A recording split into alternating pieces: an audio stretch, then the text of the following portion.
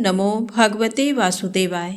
आप सभी का हमारे YouTube चैनल पर हार्दिक स्वागत है। आज सुने अगहन मास महात्म दूसरे अध्याय की कथा। तो प्रेम से बोलें श्री हरि विष्णु भगवान की जय हो। नारद जी ने कहा, अब मैं भगवती लक्ष्मी का उपाख्यान सुनना चाहता हूँ। वेद वेत्ताओं में श्रेष्ठ भगवान सर्वप्रथम भगवती लक्ष्मी की किसने पूजा की, इन देवी का कैसा स्वरूप है और किस मंत्र से इनकी पूजा होती है, आप मुझे इनका गुणानुवाद सुनाने की कृपा कीजिए। भगवान नारायण बोले, ब्राह्मण, प्राचीन समय की बात है। सृष्टि के आदि में परब्रह्म परमात्मा भगवान श्री कृष्ण के वाम भाग से रास मंडल में भगवती श्री राधा प्रकट हुई।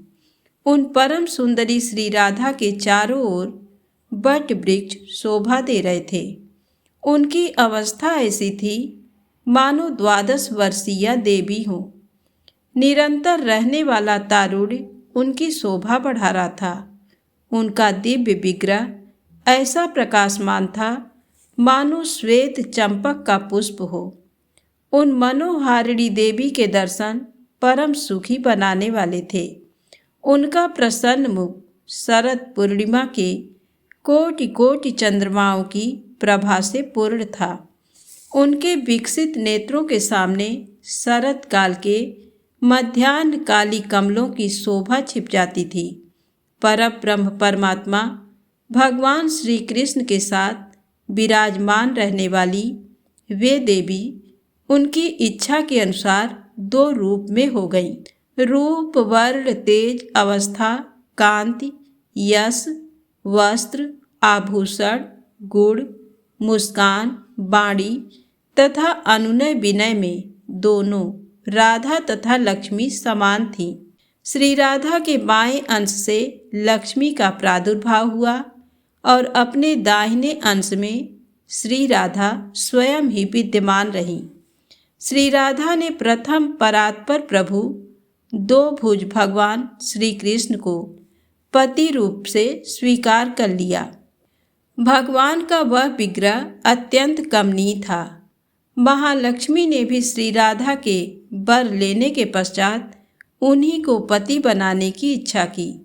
तब भगवान श्री कृष्ण उन्हें गौरव प्रदान करने के विचार से ही स्वयं 2 रूपों में प्रकट हो गए। अपने दाहिने अंश से वे 2 भुजाधारी श्री कृष्ण ही बने रहे और वाम अंश से चतुर्भुज विष्णु के रूप में परिणत हो गए। उन्होंने महालक्ष्मी को भगवान विष्णु की सेवा में समर्पित कर दिया। जो देवी अपनी स्नेह भरी दृष्टि से विश्व को माता की भांति निरंतर देखती भालती रहती हैं, वे ही देवियों में महती होने के कारण महालक्ष्मी के नाम से प्रसिद्ध हुई। इस प्रकार 2 भुज भगवान श्री कृष्ण श्री राधा के प्राणपति बने और चतुर्भुज भगवान श्री विष्णु लक्ष्मी के। 2 भुज श्री कृष्ण गोपों और गोपियों से आवृत हो गोलोक में अत्यंत शोभा पाने लगे और चतुर्भुज भगवान श्री विष्णु भगवती लक्ष्मी सहित वैकुंठ धाम को चले गए। वे भगवान श्री विष्णु और भगवान श्री कृष्ण दोनों समस्त अंशों में एक समान ही हैं। भगवती श्री महालक्ष्मी योग बल से नाना रूपों में विराजमान हुई। वे संपूर्ण सौभाग्यों से संपन्न होकर परम शुद्ध सत्व स्वरूपा परिपूर्णतमा महालक्ष्मी के नाम से प्रसिद्ध हो वैकुंठ धाम में निवास करने लगी। प्रेम के कारण समस्त नारी समुदाय में वे प्रधान हुई। वे स्वर्ग में इंद्र की संपत्ति स्वरूपिणी होकर स्वर्ग लक्ष्मी के नाम से प्रसिद्ध हुई। पाताल में तथा मृत्युलोक में राजाओं के यहाँ राज्य लक्ष्मी हुई। गृहस्थों के यहाँ गृह लक्ष्मी के नाम से पूजित हुई। अपने कलांश से ये ही गृहिणी भी कहलाती हैं। वे गृहस्थों के लिए संपत् स्वरूपा तथा सर्व मंगल मंगला हैं। गौओं की जननी सुरभि तथा यज्ञ पत्नी दक्षिणा भी वे ही हैं। क्षीर सागर के यहाँ उसकी कन्या है। कमलों में श्री तथा चंद्रमा और सूर्य में शोभा रूप से उन्हीं का निवास है। वे सूर्य मंडल का अलंकार हैं। भूषण, रत्न, फल, जल, राजा, रानी, दिव्य नारी, गृह, संपूर्ण धान्य, वस्त्र, पवित्र स्थान, देवताओं की प्रतिमा, मंगल कलश, माणिक्य, मोतियों की सुंदर मालाएं, बहुमूल्य हीरे, चंदन वृक्षों की सुरम्य शाखा तथा नूतन मेघ, इन सभी वस्तुओं में भगवती श्री लक्ष्मी का अंश विद्यमान है। मुने, सर्वप्रथम भगवान नारायण ने वैकुंठ धाम में इन महालक्ष्मी की पूजा की। दूसरी बार ब्रह्मा जी ने भक्तिपूर्वक इनका अर्चन किया। तीसरी बार भगवान श्री शिव ने इनकी आराधना की। मुने, फिर भगवान विष्णु ने क्षीर सागर में इनकी पूजा की। तदनंतर स्वयंभू मनु, मानवेंद्र, ऋषीश्वर, मुनीश्वर तथा साधु गृहस्थ, इन लोगों ने महालक्ष्मी की उपासना की है। गंधर्व और नाग आदि ने पाताल लोक में इनका पूजन किया। भाद्रपद मास की शुक्ल अष्टमी के सुअवसर पर ब्रह्मा द्वारा ये सुपूजित हुई। नारद, फिर भाद्रपद मास के पवित्र मंगलवार को भगवान विष्णु ने भक्तिपूर्वक तीनों लोकों में इनकी पूजा का महोत्सव चालू किया। वर्ष के अंत में पौष की संक्रांति के दिन मनु ने अपने प्रांगण में इनकी प्रतिमा का आवाहन करके इनकी पूजा की। तत्पश्चात तीनों लोकों में वह पूजा प्रचलित हो गई। राजेंद्र, मंगल, केदार, नील, नल, सुबल, उत्तानपाद पुत्र ध्रुव, इंद्र, बलि, कश्यप, दक्ष, मनु, विवस्वान, प्रियव्रत, चंद्रमा, कुबेर, वायु, यम, अग्नि और वरुण ने मंगलमयी देवी की उपासना की। इस प्रकार ये भगवती महालक्ष्मी सर्वत्र सब लोगों से सदा सुपूजित हुई हैं। ये संपूर्ण ऐश्वर्यों की अधिष्ठात्री देवी हैं। समस्त संपत्तियां इन्हीं का स्वरूप है। नारद जी ने पूछा, भगवान श्री महालक्ष्मी भगवान नारायण की प्रिया होकर सदा बैकुंठ में विराजती हैं। उन सनातनी देवी को बैकुंठ की अधिष्ठात्री देवी कहा गया है। फिर वे देवी पृथ्वी पर सिंधु कन्या के रूप में कैसे प्रकट हुईं? उनका ध्यान, कवच और पूजन संबंधी संपूर्ण विधान क्या है? पूर्व काल में सबसे पहले उन महालक्ष्मी का स्तवन किसने किया था? इन सब बातों का मेरे लिए विवेचन कीजिए। भगवान नारायण ने कहा, नारद, पूर्व समय की बात है। दुर्वासा के शाप से इंद्र, देव समुदाय तथा मर्त्य लोग सभी श्रीहीन हो गए। रूठी हुई लक्ष्मी स्वर्ग आदि का त्याग करके बड़े दुख के साथ बैकुंठ में गईं और महालक्ष्मी ने अपने आप को विलीन कर दिया। उस समय संपूर्ण देवताओं के शोक की सीमा नहीं रही। वे परम दुखी होकर भगवान ब्रह्मा की सभा में गए। वहां पहुंचकर ब्रह्मा जी को आगे करके वे सब बैकुंठ में गए। वहां भगवान नारायण विराजमान थे। अत्यंत दैन्य भाव प्रकट करते हुए देवताओं ने उनकी शरण ग्रहण की। वस्तुतः देवता बहुत दुखी थे। उनके कंठ, ओठ और तालु सूख गए थे। तब पुराण पुरुष भगवान श्रीहरि की आज्ञा मानकर वे इंद्र, संपत्ति स्वरूपा लक्ष्मी अपनी कला से समुद्र की कन्या हुई। देवताओं और दैत्यों ने मिलकर क्षीर सागर का मंथन किया था। उससे महालक्ष्मी का प्रादुर्भाव हुआ। देवताओं ने वहां उन्हें देखा और उनसे वर प्राप्त किया। देवता आदि को वर देकर उन प्रसन्न वदना देवी ने क्षीर सागर में शयन करने वाले भगवान विष्णु को वरमाला अर्पित की। नारद, उनकी कृपा से देवताओं को असुरों के हाथ में गया हुआ राज्य पुनः प्राप्त हो गया। देवता उनकी भली भांति पूजा और स्तुति करके सर्वत्र निरापद हो गए। तो प्रेम से बोले महालक्ष्मी की जय हो। अब आइए सुने बहुत ही रोचक कथा। जब एक कंजूस व्यक्ति की परीक्षा लेने भगवान स्वयं आ पहुँचे। किसी नगर में एक व्यक्ति रहता था, नाम था दानचंद। दरअसल वह इतना कंजूस था कि किसी को एक धेला भी नहीं देता था, इसलिए लोगों ने उसका नाम दानचंद रख दिया था। एक दिन की बात है, उसकी पत्नी ने उससे कहा, यहाँ से गंगा जी सिर्फ 10 कोस दूर हैं। सारा जीवन तुमने सिर्फ रुपया कमाया और बचाया है, कम से कम एक बार गंगा नहा आओ तो तुम्हें भी पुण्य मिले और कुल को भी।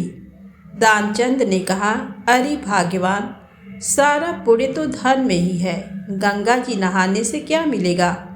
वहाँ पंडे लोग मिलेंगे तो उनको पैसा देना पड़ेगा।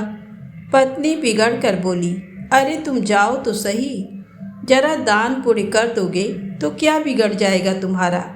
यदि आज तुम न गए तो तुम्हें भोजन भी नहीं मिलेगा, बैठे रहना भूखे। अब मरता क्या न करता।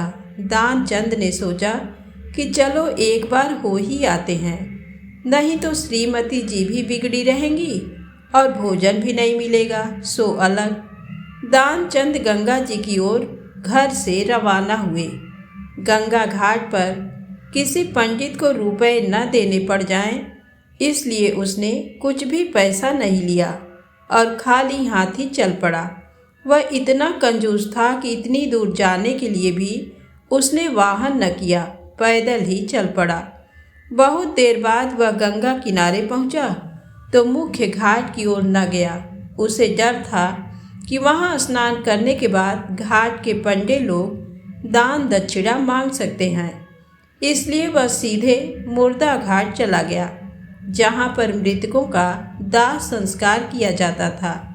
उसने चारों ओर देखभाल कर इत्मीनान कर लिया कि उसके अलावा और कोई व्यक्ति उस घाट पर दूर दूर तक नहीं है। वह निश्चिंत होकर गंगा जी में नहाने उतर गया। दानचंद की कंजूसी देखकर भगवान को भी हंसी आ गई कि इतना लोभी आदमी नहीं देखा। भगवान ने सोचा किसकी परीक्षा लेनी चाहिए। उन्होंने तुरंत पंडे का भेष बनाया और उसी घाट पर पहुँचे जहाँ दानचंद नहा रहा था। जैसे ही दानचंद नहा कर आया, तुरंत पंडित जी के वेश में भगवान बोले, यजमान की जय हो। दानचंद अचानक पंडित जी को देखकर घबरा गया। बोला, आप कौन हो? पंडित जी बोले, संतोषी ब्राह्मण हैं महाराज, इसी घाट पर पड़े रहते हैं, भगवान का भजन करते हैं। दानचंद बोला, हद है, मुर्दा घाट को भी नहीं छोड़ा। पंडित जी हंसकर बोले, हम तो संतोषी ब्राह्मण हैं, घाट पर तो दूसरे पंडे रहते हैं। आप जैसे यजमान हमारी यहीं पर भोजन व्यवस्था कर देते हैं तो गुजर बसर होता रहता है। आपके जैसे यजमान हमारे वर्ष भर तक के भोजन की व्यवस्था कर देते हैं तो चिंता नहीं रहती। दानचंद झुंझला कर बोला, पर हम नहीं कर सकते, एक वर्ष क्या, एक दिन की भी नहीं कर सकते। अरे एक दिन तो बड़ी दूर की बात है, एक समय की भी नहीं कर सकते। जाओ अपना काम देखो। पंडित जी हंसकर बोले, कोई जबरदस्ती थोड़े है, आपकी जैसी श्रद्धा हो, पर आज कुछ न कुछ तो आपको देना ही पड़ेगा। गंगा जी का स्नान आपने किया है, सारे पाप धुल गए, दान देकर पहला पुण्य कमा लीजिए। जब पंडित जी नहीं माने तो दानचंद हार कर बोला, अच्छा ठीक है, पर उधार देंगे। पंडित जी बोले, चलो यही ठीक है। दानचंद बोला, एक धेला देंगे, वह भी उधार। उस जमाने में धेला चलता था। पंडित जी मन ही मन हंसकर बोले, चलो कुछ तो दिया। दानचंद बोला, आप हमारे घर से आकर ले जाना, अभी हमारे पास नहीं है। पंडित जी ने सहमति जताई कि ठीक है, वे दानचंद के घर से आकर एक धेला दक्षिणा ले लेंगे। दानचंद ने घर की राह पकड़ी। बेचारा पैदल पैदल घर पहुंचा। घर पहुंचते ही थककर चूर हो गया। वह घर में भीतर सोने ही जा रहा था कि बाहर से आवाज आई, यजमान की जय हो। दानचंद ने पत्नी से कहा कि देखो बाहर कौन आया है। पत्नी बाहर होकर भीतर आई तो दानचंद से बोली, किसी पंडे से एक धेला देने के लिए कह आए थे क्या? दानचंद ने बोला, कहा था। हाँ क्यों? पत्नी बोली, आ गए हैं, बाहर बैठे हैं। दानचंद आश्चर्य से बोला, आ गया वो? हाँ। दानचंद बोला, कह दो कि हम बीमार हैं, 2-4 दिन के बाद आना। पत्नी ने पंडित जी को हाल कह सुनाया। पंडित जी बोले, अरे यजमान बीमार हैं, दान मिले चाहे ना मिले, लेकिन हमारे संकल्प में वो तो हमारे यजमान हैं। ऐसे संकट में यजमान को छोड़ना धर्म नहीं है। हम नहीं जा सकते, हम भी यहीं रहेंगे जब तक यजमान स्वस्थ नहीं हो जाते। आप तो भोजन सामग्री दे दो, भोजन हम आप ही बना लेंगे। पत्नी ने अंदर जाकर दानचंद को ये बात बताई। दानचंद ने माथा पीट लिया कि कैसे पीछा छुड़ाऊं। अपनी पत्नी से बोला कि जाकर कह दो कि दानचंद मर गए। पत्नी बोली, ऐसे कैसे कह दे? दानचंद बोला, तुम जाकर कहो तो सही, हम सांस रोककर पड़े रहेंगे, पता ही नहीं चलेगा किसी को। इस पर पत्नी ने रोते हुए कहा कि अभी अभी वो तो चल बसे। पंडित जी बोले, शिव शिव, क्या मर गए? ये तो बहुत बुरा हुआ, लेकिन यजमान का जब तक अंतिम संस्कार ना हो जाए हम कैसे जा सकते हैं? और आप अकेली कहाँ कहाँ किसे खबर करेंगी? आप बैठो, मैं सारे गांव में खबर देकर आता हूँ। पत्नी पंडित जी को रोक पाती इससे पहले ही पंडित के रूप में भगवान बिजली सी गति से सारे गांव में खबर करके आ गए कि दानचंद मर गए। लोग सचमुच इकट्ठे हो गए। भगवान को हंसी आई कि ऐसा जिद्दी नहीं देखा कि सांस रोककर पड़ा हुआ है। लोगों ने उसे मुर्दा समझकर उठाया और शव यात्रा की तैयारी होने लगी।